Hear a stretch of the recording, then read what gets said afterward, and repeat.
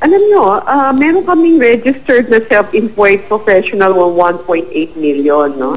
Out of the 1.8 million, around 400,000 lang ho yung nagpo-file ng return. So that means 20% lang ho out of those registered ang nag-file ng return. Ngayon ho, kukumpira ho nyo yung figure namin na 1.8 sa PRC to more than 2 million yan. So yun yung reason kung bakit sinabi namin na hindi pa ho nagbabayad ng tama in professional and self-employed. No? Yeah. Pero hindi ho ako ang nagsabi na 90% ng professional and self-employed is tax evader. No? Hindi ko alam saan ho nanggaling yun. Okay. Pero marami ang hindi nagbabayad ng tamang buwis. Yun ang malinaw. Marami ho hindi nagbabayad ng tamang buwis. Yeah. Kasi yung pag sinabing professionals, no, maraming uri po yan. No? Meron ba kayong breakdown kung ano yung may mga specific professions ba yung sa tingin nyo ay less compliant dito sa mga batas sa ukol sa buwis? Alam nyo, the profile na not compliant is common, no, to all sectors, so professional, self-employed, corporations. It's just a matter of degree, no? Yung ranges ng compliance, no? I don't think there's anyone who's 100% compliant. Yes, kasi minsan kasi lumalabas sa mga ulat sa media, madalas po mga doktor, no?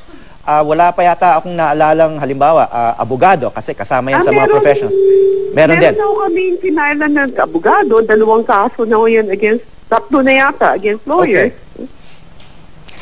So, mga halimbawa po yan ng mga professions na hindi nagbabayad ng tamang buwis. Doktor, abogado, may nabanggit pa na accountants. Veterinarian, engineer, architect, interior decorator.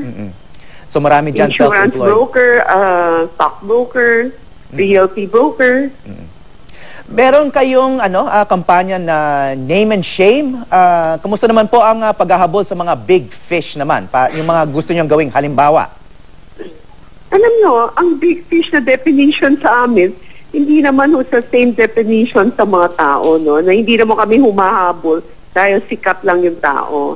Ang criteria na paghahabol namin is kung hindi ho nagbabayad ng tamang buwis. Wala naman ho kaming, hindi naman ho condition na dapat sikat ho yung tao bago namin sa kasuhan. So, nagkakataon lang o coincidence lang na minsan celebrity o artista o pamosong tao yung lumalabas? Wala naman. Kasi ang importante sa amin, may ebidensya kami, malaki yung amount na hindi niya binayaran to tantamount to fraud. So, yun yung sinapailan namin ng kaso. Halimbawa lang po, may mga lumalabas na ulat tungkol sa Philippines 50 richest na lumabas po sa Forbes magazine. Yung mga individuals po yun na naimbestigahan na po ba? Alam nyo, yung Forbes list, iba ho yung basihan nila sa taxation, no? Sa Forbes list, ang basihan nila is ito yung ari-arian nila ngayon, ito yung value ng ari-arian nila ngayon. So, for taxation, kailangan mabenta niya muna yung ari-arian niya bago mayroon taxable event. O kaya, pinadonate niya o pinamana niya para may taxable event. Ang importante sa BIR is magkano ba niya binili yon, kailan niya binili, at the time na binili niya, may kakayanan ba siya na bilhin yon. Iba ho yung basihan naming dalawa. Okay. Ano naman po ang mapapayo nyo sa publiko na tumatangkilik sa mga ibang professionals, katulad ng mga doktor o lawyers? Makakatulong ba kung yung mga kliyente nila ay humingi ng mga resibo?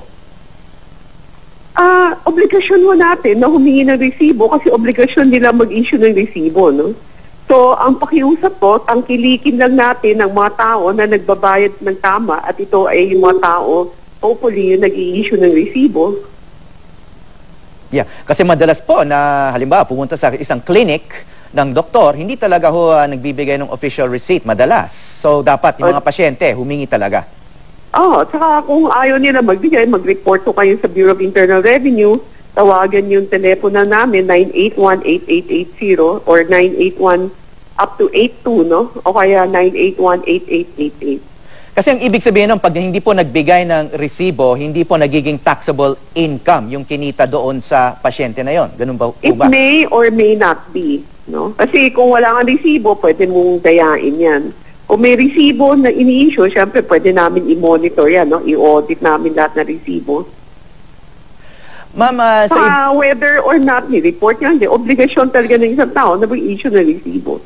at sinasabi niyo rin, obligasyon din ng pasyente o kliyente na humingi ng resibo. Kasi lahat tayo nagbabayad, so gusto niyo naman lahat ng tao na kumikita magbayad, di ba? Yeah. Ma'am, sa iba ring usapin, kayo ang maugong na sinasabing papalit kay Customs Commissioner Rupy Biazon. Ano po ang naging reaksyon niyo sa mga umuugong na balita na to? First, wala akong alam dyan kasi wala akong nakikipag-usap sa akin tungkol dyan. Pangalawa, it's a compliment to be thought of, no? But wala naman nakikipag-usap sa akin. Okay, sa usapin naman ng pork barrel, ayon sa inyo, ilan sa mga mamabatas ay tinatago ang kanilang mga SALN sa gitna ng investigasyon ngayon sa anomaly? Hindi. First, no, wala akong sinabi na naghihingi ako ng SALN in relation to the pork barrel investigation. What I said only is that in the investigation, we will investigate everything. The problem with the politician is that in past instances when we were investigating something, we request from the Congress, there's an office there that you can request for SALN, but up to now they have not given it to us.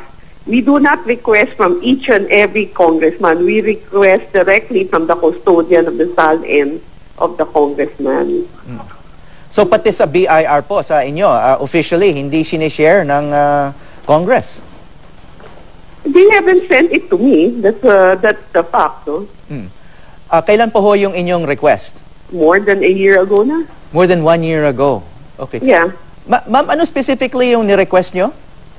Statement of asset and liability and net worth of some specifically named congressman. Oh, but not all, just some specific. Yeah, we don't naman, we do not go and ask for everyone. We just go and ask because there's a need to ask. And ano po yung basis ng need? Kasi meron kayong preliminary investigation na at gusto Or nyo- meron kaming pinayagan ng kaso sa isang tao dahil sabi ng tao, yung pera na yan is galing sa congressman, pinahiram sa kanya. So gusto namin makita kung talaga ba may kakayanan yung congressman na magpahiram ng pera. Okay. Maraming salamat po, BIR Commissioner Kim Enares.